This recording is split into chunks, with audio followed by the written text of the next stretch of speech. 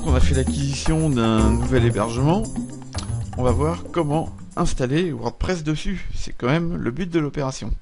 Donc, on va aller sur Internet et on va se rendre à l'adresse que je vous indique de ce pas, www.carrefour avec 2 R, Internet, donc tout attaché, .com. Carrefour, www.carrefourinternet.com. Je valide. Et donc là, je vais mettre, s'il n'y est pas déjà, mon identifiant et mon mot de passe. Pour ensuite cliquer sur le bouton OK. Donc là, on se connecte. Et comme je vous disais tout à l'heure, dans le menu à gauche, quand je dis tout à l'heure, c'est dans la vidéo précédente, pardon. Si c'est passé 3 jours entre le moment où vous avez regardé la première vidéo et la deuxième, effectivement, le terme tout à l'heure ne s'applique pas vraiment. Donc, quand j'ai dit tout à l'heure, c'est que je pense à la vidéo précédente. Voilà. Donc, je clique sur le lien Mes achats qui est dans le menu de gauche. Et là, ça va afficher mes achats. Donc, le nom de domaine qui est compris avec l'hébergement en fait. Et l'hébergement pro. Page perso, c'est un petit bout d'hébergement qu'on vous donne en plus, mais qui n'est pas lié à l'hébergement pro. Donc, comme vous avez déjà de l'hébergement ici, vous occupez pas de celui-là qui est vraiment très minime et inintéressant, à mon avis. Donc, cliquez sur Consulter à côté d'hébergement pro. Et donc là, on retrouve le lien dont je parlais dans la vidéo précédente. Voilà, je l'ai dit. Et on retrouve ce lien administré. Donc je clique dessus pour pouvoir gérer mon hébergement. Donc là, j'arrive sur l'interface de gestion de mon hébergement. Alors, il se peut que par défaut, vous arriviez sur une interface qui est en anglais. C'est pas systématique, mais ça peut arriver. C'est le cas ici, par exemple. Donc là, en fait, vous avez une petite option. Vous cliquez dessus qui s'appelle Change Language, qui est faite pour changer de langue. Vous ouvrez le menu déroulant et vous sélectionnez French, qui veut dire français en anglais, et vous cliquez sur Change. Et après, vous retournez sur l'accueil. Et là, on a tout en français. C'est formidable. On retrouve d'ailleurs ici le nom de domaine qu'on s'était attribué. Ok, donc dans cette interface, bon, il y a plein de possibilités. Nous, ce qui nous intéresse, c'est la suivante. Donc je descends vers le bas de ma page et hop, le voilà, le fameux icône dont je vous parle dans le PDF. C'est la seule chose que vous avez à faire, c'est cliquer sur cette icône après avoir mis l'interface en français si elle ne l'est pas. Donc je clique dessus. Et là, en fait, Fantastico, c'est une option de votre hébergement qui vous permet d'installer plein de fonctionnalités différentes sur votre hébergement. Nous, ce qui nous intéresse, c'est d'une part d'installer un blog et d'autre part que ce soit un blog WordPress.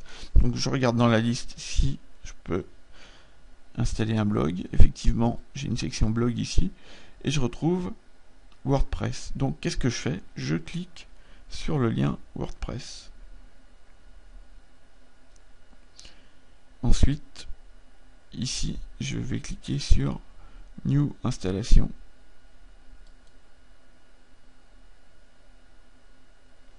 Donc, il vous demande si vous voulez bien installer sur ce nom de domaine là, dans quel dossier vous voulez l'installer. Alors, si vous voulez l'installer à la racine de votre site, par exemple dans mon cas blog formationinternet.com, vous mettez rien. Et quand les gens taperont blog-formation-internet.com, ils arriveront sur le blog directement. Maintenant, sur votre hébergement, en plus du blog, vous avez peut-être envie de gérer un site. Et dans ces cas-là, ce que vous pouvez faire, c'est créer un dossier qui s'appelle blog, et quand les gens arriveront sur blog-formation-internet.com, ils arriveront sur votre site, et s'ils vont sur blog-formation-internet.com/blog, ou / le nom de dossier que vous avez défini, ils arriveront sur le blog.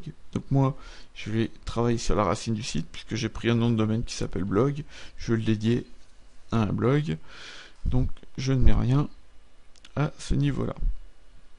Ensuite, on vous demande un nom d'utilisateur. Je vais mettre Luc Bernoin par exemple, et un mot de passe. Ensuite, on vous demande à nouveau un identifiant. Ça c'est plus par rapport à la base de données, puisqu'en fait le système va vous créer une base de données. Vous pouvez remettre la même chose. Ici, il vous demande votre adresse email. Donc, je vais mettre mon adresse email. Et le nom que vous voulez donner à votre blog.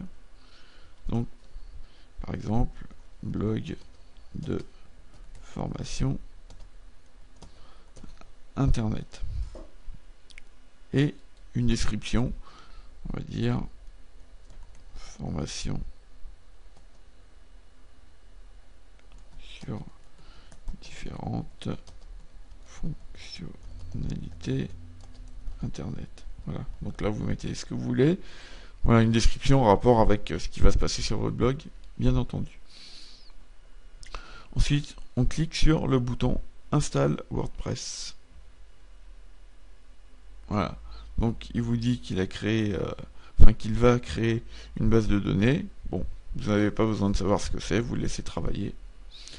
Hein, et il vous rappelle que pour accéder au blog, ce sera blog-formation-internet.com l'adresse. Si vous aviez mis un nom de dossier derrière, ça aurait été / et puis le nom que vous avez mis. Donc ensuite, je clique sur le bouton Finish installation. Et voilà, le blog est installé. Donc on en est à 5 clics. Donc voilà, ça a été installé en 5 clics. Là, donc il vous rappelle 2-3 infos. Il vous rappelle que votre identifiant c'est Luc Bernoin, enfin dans mon cas bien sûr, et que mon mot de passe est 1, 2, 3, 4, 5, 6.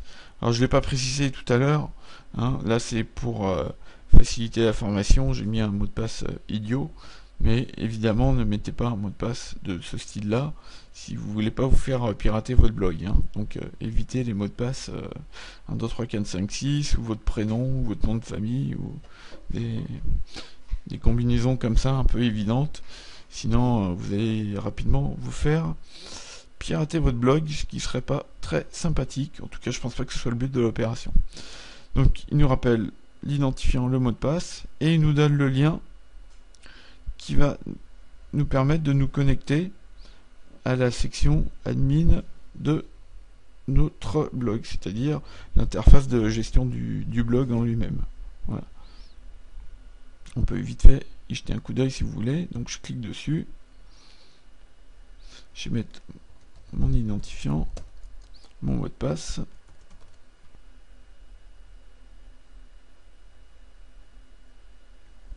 Et me voilà dans l'interface de gestion de mon blog.